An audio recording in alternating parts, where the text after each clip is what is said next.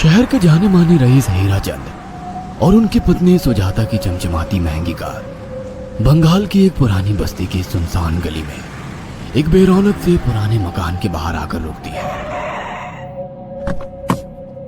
सुजाता, ये तुम मुझे किस जगह लेकर आई हो? ये तो कोई गरीबों की बस्ती लगती है। यहाँ ऐसा क्या है? हीराचंद की कुछ भी समझ में नहीं आ रहा था कि सुजाता उसे ऐसी अजीब सी जगह क्यों लाई है, जिस मकान में दिन में भी अंधेरा दिख रहा था और धुआं उठ रहा था। आप मेरे साथ अंदर चलिए, सब समझ जाएंगे। यहाँ हमारी हर समस्या का समाधान मिलेगा। सुजाता और हीराचंद आशंकित कदमों से उस मकान में दाखिल होते हैं।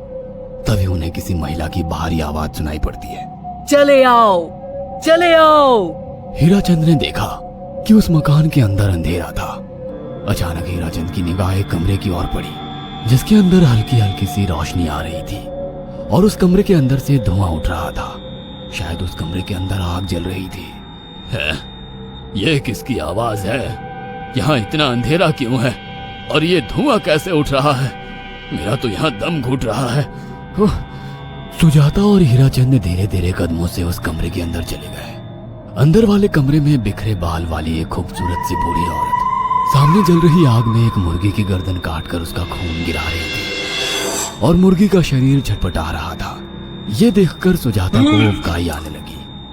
हीराचंद ने सुजाता की ओर देखकर कहा, तुम ही मुझे यहाँ लेकर आई हो और खुद ही घबरा रही हो।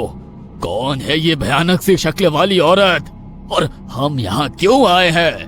अचानक उस औरत ने एक झटके में मुर्गे की गर्दन धड़ से अलग कर दी। ये देखकर सुजाता के मुंह से चीख निकल गई और सेठ हीराचंद भी सहम गया। वो बहुत डरावना नजारा था। ये अघोरा ताई हैं। ये हमें अपनी काली तंत्र विद्या से संतान सुख प्रदान कर सकती हैं। इसलिए मैं आपको यहाँ लेकर आई हूँ। कैसी बात करती हो? जहाँ बड़े से बड़े डॉक्टर सफल नहीं हुए, वहाँ ये मामूली औरत क्या कर लेगी? हीराचंद की बात सुनकर अघोरी ताई ने गुस्से से हीराचंद की ओर देखकर कहा, नादान हीराचंद, काली विद्या में इतनी शक्ति है कि मरे को भी जिंदा कर दे। संतान पैदा कराना कौन सा मुश्किल है? तुम्हें मेरा नाम कैसे पता? क्या तुम सच में हमें संतान सुख दिला सकती हो? तुम जितनी दौलत मांगोगी मिल जाएगी, अगर ये संभव है तो। संतान का नाम सुनते ही हीराचंद की आंखों में चमक आ गई। वह संतान के लिए कुछ भी कर सकता था। तुम लोगों को मुझे एक नवजात शिशु लाकर देना होगा। मैं उस शिशु की बलि चढ़ा दूंगी और फिर वही शिशु तुम्हारे घर में फिर से जन्म लेगा। नवजात शिशु की बलि का नाम सुनते ही सुजाता और हरिचंद डर के मारे सिहर गए, पर उनकी आंखों में उनकी संतान का सपना ज्यादा बड़ा था। वो सब करने को तैयार थे। अघोरा ताई, आप जैसा कहेंगे हम वैसा करेंगे। बस हमें संतान सुख दिला दो। बिना वारिस के हमारी दौलत किस काम की? संतान सुख के लिए अंधे हो चुके सुजाता और हरिचंद अपनी नौकरानी शीला से एक नवजात बच्ची चोरी करवा के अघोरी ताई को दे देते हैं।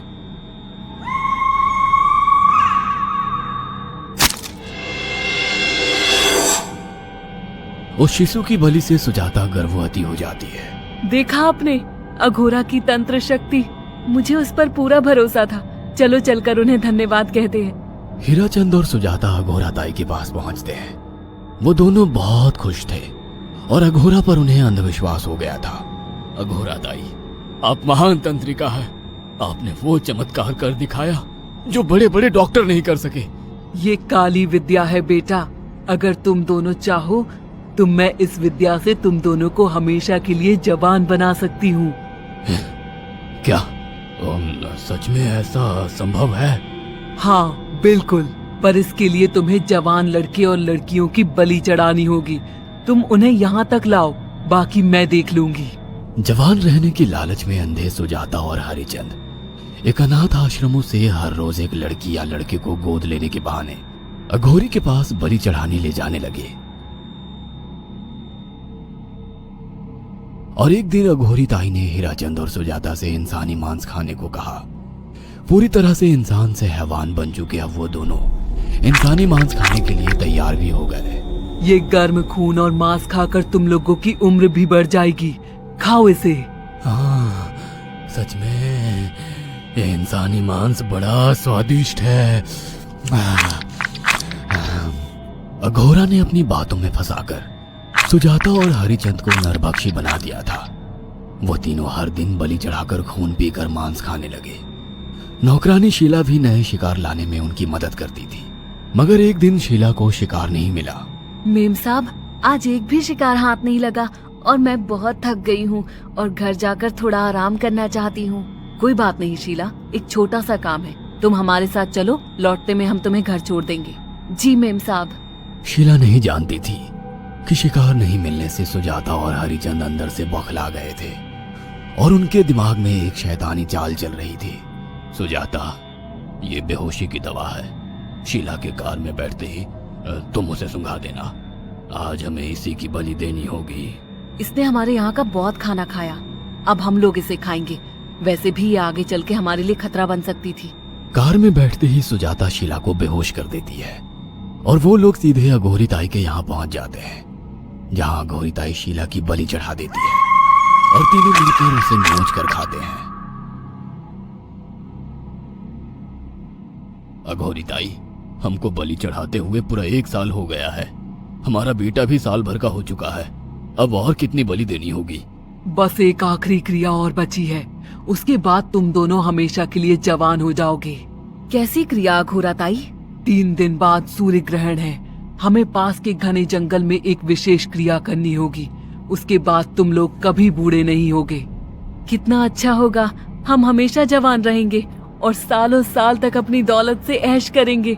हाँ, सच कहा। अघोरा ताई ने हमारे हर सपने पूरे कर दिए। 3 दिन बाद बंगाल के बियाबान जंगल में कोहरे और ओस से भीगे पेड़ों के बीच एक घने बरगद की बेलों पर कटे इंसानी सिर लटक रहे थे, जिसमें से खून टपक रहा था। काले जादू का सामान भी रखा था। कितनी भयानक जगह है ये, हर तरफ कटे हुए सर लटक रहे हैं। थोड़ी देर में सब समझ जाओगे। बैठ जाओ और मेरे साथ ये मंत्र दोहराओ। ओ, अघोरा, ये किन लोगों की कटी हुई गर्दनें हैं? आप यहाँ क्या करने वाली हो? हीराचंद की बात सुनकर अघोरा जोर जोर से हंसने लगी और उसने एक शैतानी हंसी हंसते हुए हीराचंद की ओर देखकर कहा, तुम जैसे ही लोगों ने अपनी इच्छाओं को पूरा करने के लिए इन लोगों की बलि चढ़वाई है और फायदा उठाया है।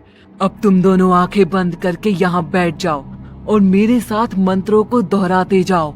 अघोरा ने सुजाता और हरिचंद को वशीकरण मंत्र और काले जादू के इस्तेमाल से सम्मोहित कर दिया और देखते ही देखते वो एक भयानक डायन में बदल गई और चीखती हुई बोली, अब मैं तुम दोनों की बलि चढ़ाकर अमर हो जाऊंगी, क्योंकि तुम लोगों ने 100 लोगों की बलि का खून पिया है। देखते ही देखते उस डायन ने फरसे से एक एक करके सुजाता और हरिचंद की गर्दन काटकर जल रही आग में बलि चढ़ा दी और उनका गर्म खून पीने लगी। जब तक तुम जैसे मूर्ख और लालची लोग अपने फायदे के लिए दूसरों को मेरे पास लाते रहेंगे, मैं उनका फायदा उठाकर ऐसे ही उनकी बलि चढ़ाती रहूंगी। दरअसल अघोरा एक डायन थी और अपना स्वार्थ पूरा करने के लिए उसने हीराचंद और सुजाता की लालच का फायदा उठाकर उनकी भी बलि चढ़ा दी। बुरे काम का बुरा ही नतीजा मिलता है। अगर आपको हमारी ये कहानी पसंद आई हो तो इसे लाइक और शेयर करना ना भूलें।